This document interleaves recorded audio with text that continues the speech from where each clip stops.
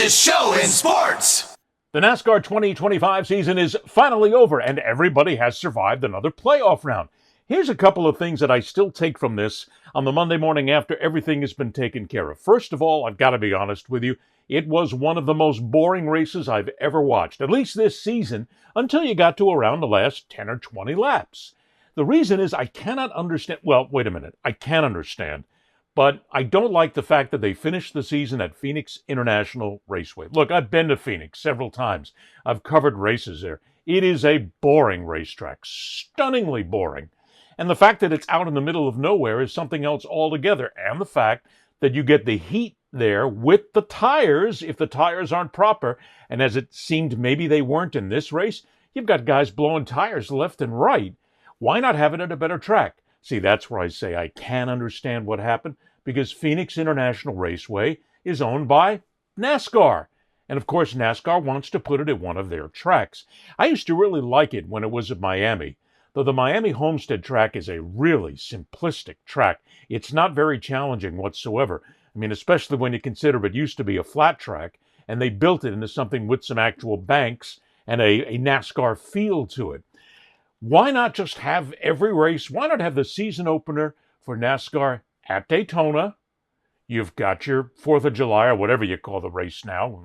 I still go back to the time it was the Firecracker 400. And then how about the season ender at Daytona? What a shock, because that is the best track on the NASCAR circuit. Look, I get it. Phoenix is owned by NASCAR, and NASCAR wants to make sure that their track makes the money. They want to make sure that whatever they've got, 40, 50,000 people, they want to fill every seat at Phoenix, which may not normally be filled because it is the ultimate, the end race of the season. So they put everybody there for marketing purposes and also to make sure they make more money. But think of the money you'd make if it was at Daytona. I mean, if you had that at the beginning and the end of the season to go ahead and finish the championship, great idea. But hey, Phoenix, look, no offense to the people in Arizona whatsoever, but that track is boring.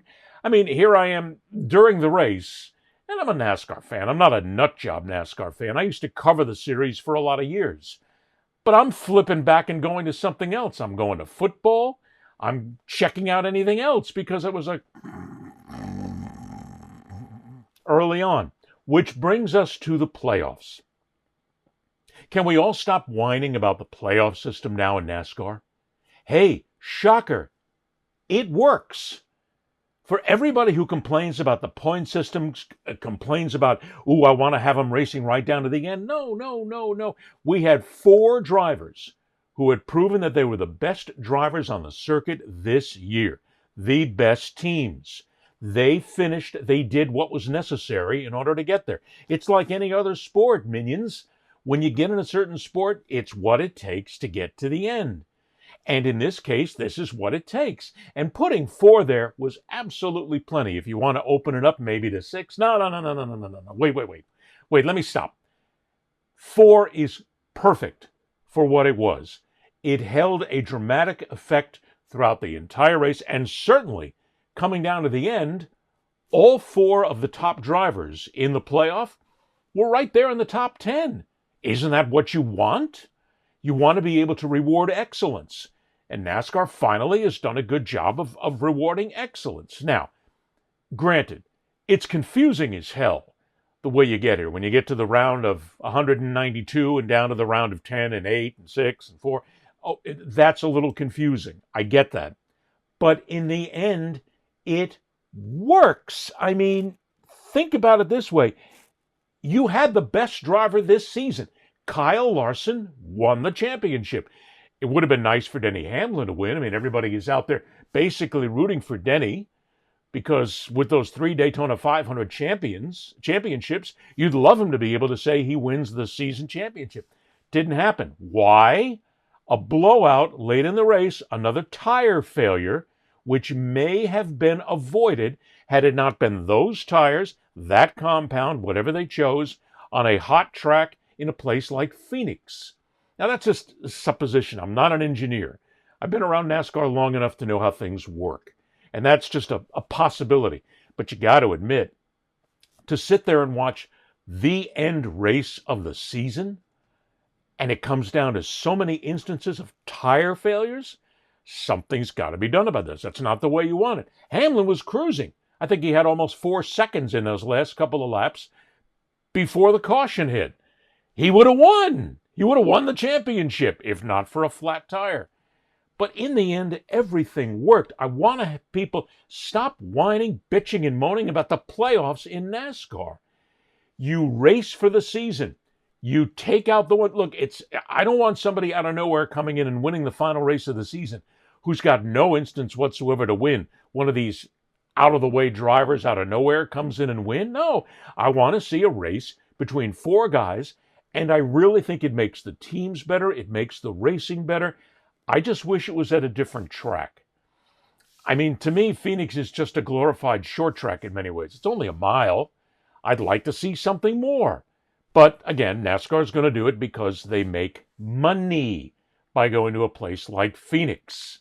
So no more consigliere, no more whining and moaning about the playoff. Over, done, serious, okay? We're out. Now, one last thing before we launch into what will eventually be another silly season in NASCAR. NASCAR's failing right now because they're not doing a good enough job promoting their drivers. I want you to go ahead and think for a moment about those sports that are really popular and that get a tremendous amount of attention. All right, let's think about the National Football League, for instance.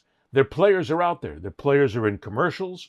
Their players are in skits, if you will, things on social media. The league gets them to produce certain things, helps them. A lot of the players are out there. But NASCAR's just got this tight ass about this that the drivers are afraid of saying or doing anything because they're afraid that somebody from NASCAR will hammer down on them if they say or do something wrong. Look, you got to get out and promote the personalities. You got to let them breathe. I mean, sure, if a guy comes out, if one of the drivers comes out and says, I don't like the way the race ended, or I thought that such and such did such and such, go ahead and let him. Let him say it. Punish him if you will, but let him have a little breath. Let him breathe a little. Let the personalities get out there. I've been to NASCAR races and I've covered them. Every time there's a NASCAR race, you'll have the drivers show up. They'll show up in their firesuit because they have to honor the sponsor. I mean, let's face it, those are the ones paying the freight. But all of these events are nothing more than hand job meet and greets. They're not that fun. They're not that interesting. The drivers are not out there being personalities. There's certain players in the NBA, in Major League Baseball, certainly in the WNBA and others. Look, I know. They have their knuckleheads. Not every sport is perfect, and some of these people out there are real idiots when it comes to their social media. But give these guys and these gals a chance. Let them get out there and let them push themselves. I guarantee you right now that when it comes to NASCAR, I've said this many years, when it comes to NASCAR, Denny Hamlin could walk down a busy street and not be noticed. If you're a NASCAR fan, you would, but there's NBA stars, NHL stars even, Major League Baseball, all these other stars who are out there, basketball, track and field, if you will, soccer, and fans will recognize them. But in NASCAR, nobody recognizes these guys. It's time for NASCAR to take the shackles, take the handcuffs off these players. Let them get out there. Let them get out there and be personable. Let them get out there and be famous. Let them get out there and use what they've got to bring some attention to the sport. And it's going to be much better. Let them be more relatable to the fans. Look, there used to be a time when you could go down in the paddock before the races and in the weekend before the races. Fans could go down there. You could walk around. You could be close to the cars. You could be close to the drivers. Can't do that anymore. It used to be pretty much standard operating procedure, and it got the fans close to the drivers. So NASCAR's got a lot of work to do right now. And look, as I said, I'm not a hardcore NASCAR guy.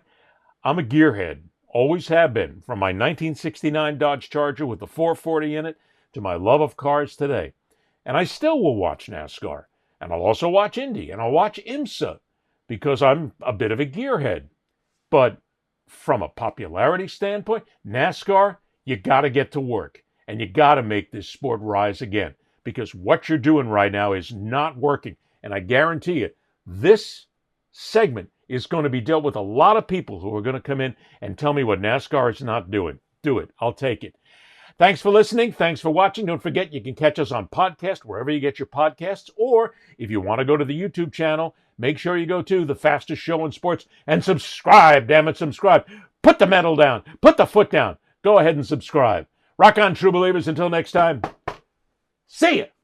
Ed Berliner, the fastest show in sports.